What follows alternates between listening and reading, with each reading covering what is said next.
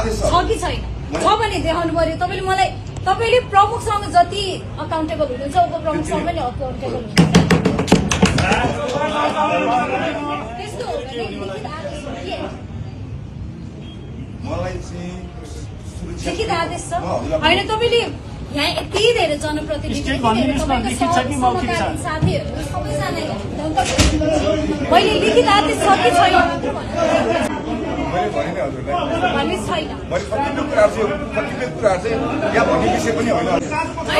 आदेश चाहिँ दिने हो लिखित आदेश हुनु पर्यो मौखिक आदेश हो भने पनि आफू आएर भन्नुपर्छ होला अब यहाँ त फेरि यो ढोका खोल्ने बित्तिकै फेरि भिडन्त हुन्छ कि हुँदैन अब त्यो भिडन्त फेरि बनाउने कि नबनाउने भिडन्त नगर्ने हो भने त व्यवस्थापन गर्नु पर्यो